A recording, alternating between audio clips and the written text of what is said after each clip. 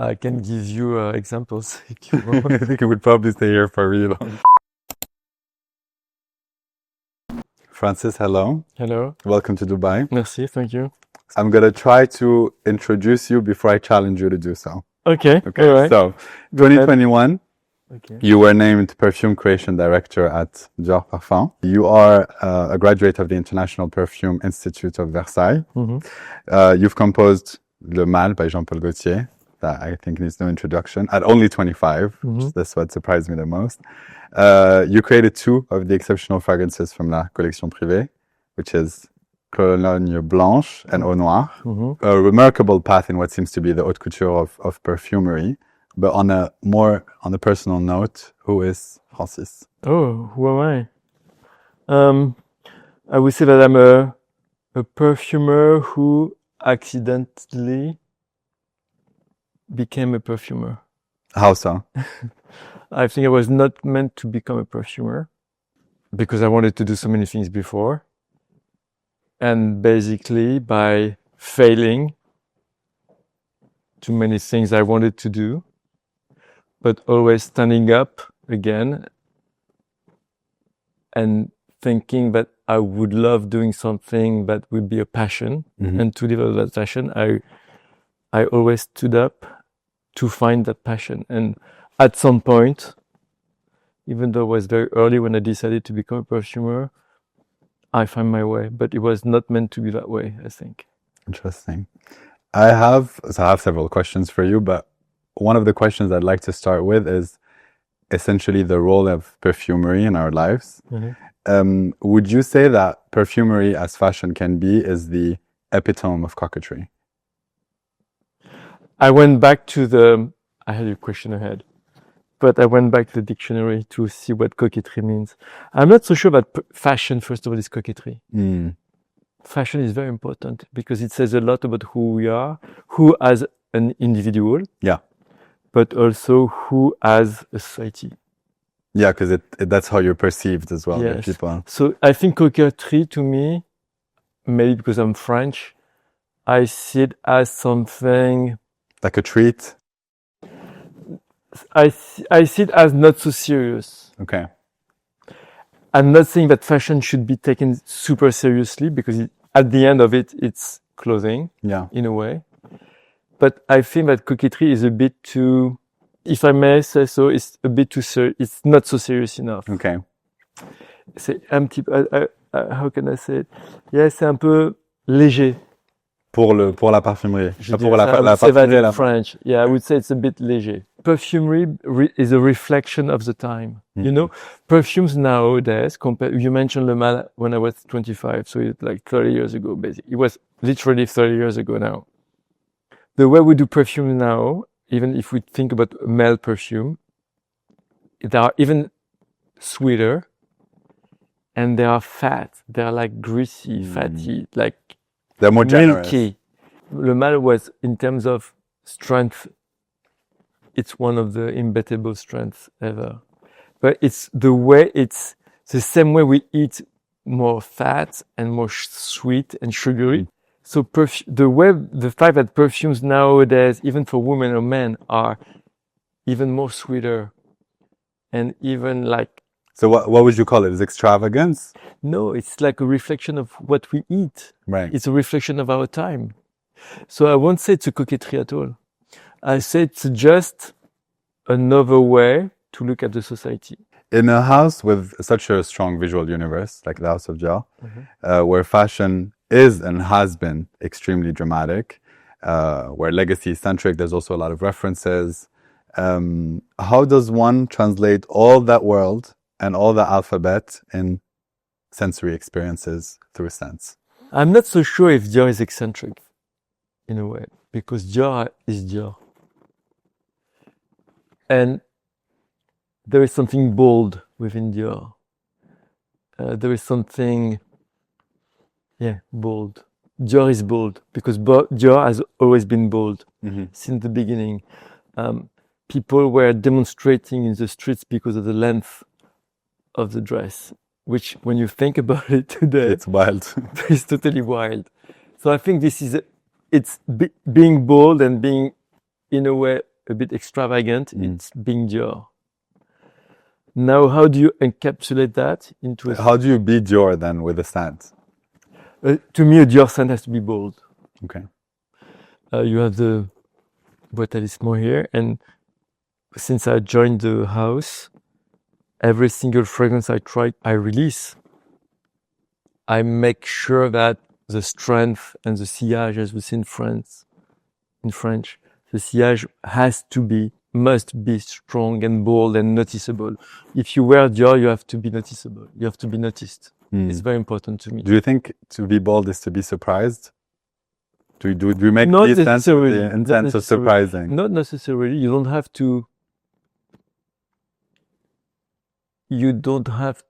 to surprise to be bold. To me, these are two different things. You know, you can be just bold because you are very elegant in a very classic way, with no surprise, but you are just there. Or you can be bold because you dare and you bring audacity. And within Dior, which is interesting, and this is not me, this is what he said, respect tradition and their audacity and their. These are his own words. So it's part of being The DNA, yeah. It's part of being, if you are at Dior, you have to play that. You have to have that duality. You have to be immersed in the tradition. The tradition, of course, at Dior's time, in the 40s, has nothing to do with what I can experience myself. Of course. Because now it's almost an 80 years old brand. When the times have changed also. And times have changed. So you always have to put that in the perspective of what's happening now. So the journey brought us today to celebrate the new addition to the Collection Privée, which has actually quite a mysterious name, Bois Talisman. Found it very interesting. I was already seduced by the name, and then I discovered it, and I was actually quite surprised. I didn't expect it to be this soft. I thought Bois, I would be maybe, you know, in something smoky or something. Oh yeah. But I highly enjoyed the softness of it. Because Dior is soft. Okay. Somehow. Yeah. It's not soft. Dior is curvy. Because the shapes from nature, but the shapes that inspired Christian Dior for the dresses, the way he's talking about the piece of wood he has in his pocket when you touch it, it's already softened by the touch, the feeling of the hand, right. So there was, to me, Bois Talisman had to be something that is like a lucky comforting, no? It's a lucky charm. Yes. So you don't expect a lucky charm to be like harsh. Too harsh or to hurt yourself. You expect a lucky charm to put it in your neck, to have it in your pocket, to be kind of almost like something close to you. It's the cozy place, kind of. Yeah. So you mentioned the piece of wood that Monsieur Dior used to carry in his pocket. I know there is similarities in the superstitious approach of it, but we'll talk about it in a bit. What was the process bringing Bois Talisman to life? I spent a lot of time at the Heritage Department at Dior. The Heritage Department at Dior is a place where we have the entire archives of the house, fashion, but also perfume, but also art de vivre. So it's everything that is related to Christian Dior, basically, that is part of the house is there.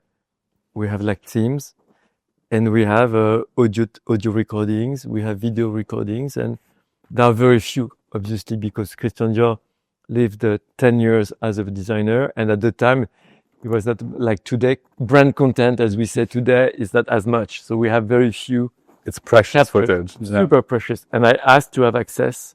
I mean, I have access, obviously, but I spent time watching those documentaries of those interviews. There are 3 iconic interviews for me. There is one at La Sorbonne that we see in the movie New Look. That was on Apple TV. He gave a speech at the Sorbonne in Paris. There was a recording for the Swiss radio, which is kind of fun. And there is that CBS segment in New York City, which I love because First of all, it's about 20 minutes format, which is quite long. And also you see Christian Dior in the US, and also you see him speaking English. He speaks very well English. For the time, you have to think about, well, in the 40s, in French, for a French gentleman to speak English, it's something rather unique. And all of a sudden, I was looking at the piece, and all of a sudden, I saw him in a very playful way, taking out of his pocket, like the Lucky Charm, they explaining he has the lily of the valley and the piece of wood. And touching wood in France is something, I do it. I say it many often. Je touche du bois. And when you don't have, I knock on wood, and you don't, might as well carry a piece with you. When you don't find wood around yourself, I touch my head. But Christian Dior had that kind of piece of wood in his pocket, and all of a sudden I thought about what I do very occasionally, to have a piece of a sugar cube in the pocket of my jacket when I have a very important meeting. Has it shown to be successful? I can give you examples if you want. I think it would probably stay here for a really long time. The first time I used it was during the creation of Le Mal by Jean Cobautier, so it was 30 years ago. And basically, I got the tip from the personal assistant of one of the deputy manager I used to work for in my first company when I was working on Le Mal. And she was a Tunisian woman, and she told me to put a piece of sugar in my pocket as a good luck, as a mixed thing, as a good luck thing, as a good luck. Also Tunisian, I think that's why it was familiar. Because when I read through it, I was like, this sounds like something my mom would tell me to say. And I kept the habit for quite a long time, and then I put it on the side because I didn't want to I didn't want to be too superstitious. Yeah, there's a fine line. Because at some point, I mean, I know that Christian Dior was super superstitious, and he had to call his psychic reader like 2 or 3 times a day. For tarot, no? So for the cards, the cards or fortune tellers, the cards and so on. And in my opinion, it was too much. Like 2 or 3 times a day, whatever the decision he has to take, he had to call off before. I don't want to live, because it's a lack of liberty. All of a sudden, you are not free anymore. You rely on someone else's. Yeah, on symbols, I think also, yeah. So I do coffee reading once in a while. I do things. I love that kind of thing. I know myself quite. They're not die hard. But I try to I try to push it on the side a little bit. But since I joined Dior, I think once in a while it's kind of fun to play with those things. Just to be maybe to be more connected to him as well. Yeah, because it's like a common ground. Yeah, yes. You have to find. When you work for another brand, you have to find a common language. It's like basically getting to know someone that is not you. So it's like you have to get along with a very, very close friend, because Dior and I don't know how many years we have to work together, but basically it's like a colleague. Yeah. It ends up being an actual dialogue. It is a dialogue. So you have to find a way to speak at some point the same language. So that superstition thing, that pillar in a way, is a common field we have. So this is what inspired the scent. Yes, totally. Yeah. And it was easy because he has a piece of wood, I have a piece of sugar. Let's do a sugary wood. What type of wood? Oh, let's take cedar wood, because I was thinking you would use a pencil to sketch. Oh, what sugar is? Sugar is vanilla in a way. Yes. Cedar wood and vanilla.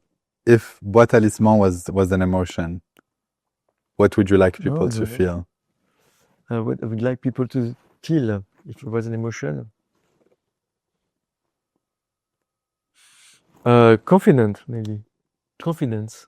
I think it's important to get along well with your perfume, with confidence. It makes sense, because if it brings you luck in a way, it does make you feel more confident. More is something you want to keep close to yourself. So I think confidence would be that. I know you once admitted that you wanted to be a couturier in your early days. I feel like La Collection Privée, with all the attention to details, the process, the bottle itself, the heritage, has many layers and techniques involved. Would you say that working with Dior has allowed you to vicariously live your dreams of being a couturier, but with a manner that's perhaps more sensorial, and that one that involves more senses? I won't say that it allows me to live that dream, because being a perfumer is not being a designer, a couturier. And also the way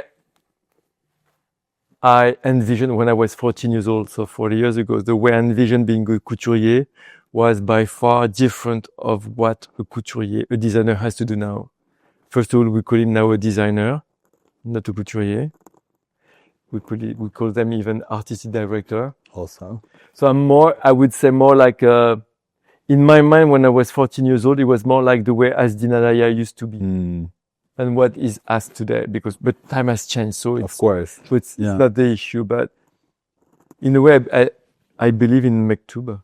Yeah. In a way, I've read that book as The Alchemist, and to me, what I love about what I live right now within Dior is basically, of course, I have my own house, but working for Dior, to me, I feel totally complete as a perfumer, because it's a dream journey for me.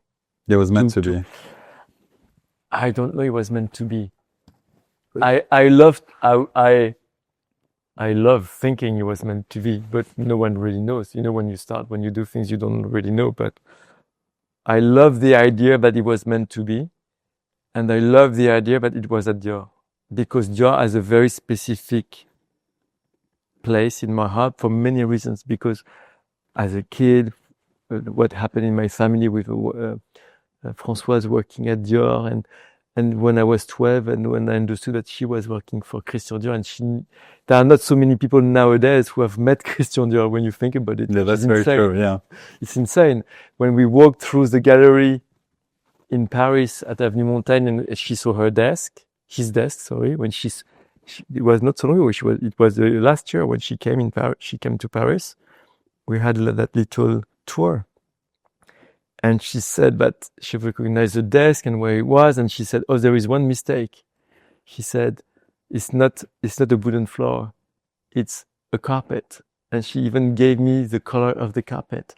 Yeah, these are things. And you're like, and you're like, how come she still remembers? She's 80. She's 88. She turned 88 this year.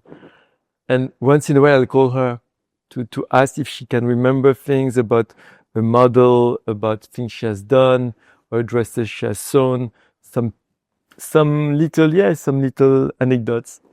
There are not so many people who you can have that dialogue with. Yeah, also, I think some things you probably never forget. And when I think about it, I say, how come? And I wish my mother would be by my side right now, because she'd be totally, I'm sure she knows in a way, but I'd be dying for her to know that. If I have questions that are very tied to your role, because I'm very curious. Okay. If I was to be if I was to spend a day in your shoes as the perfume creation director of Dior, how would my day look like? My first meeting starts at 9 latest. Then I have a 45 minutes break. Usually I don't have lunch, and then I ended up 8:30. In between, it's like back-to-back meetings. What inspires you during these hours, this span of time? You mentioned the archive, I'm sure. How I get my inspiration? Usually it's not during the day. Yeah? No, I have no time for it. I have either it's in the morning when I'm alone, after 6:30, 7. I don't do meetings after 6:30. 7 max.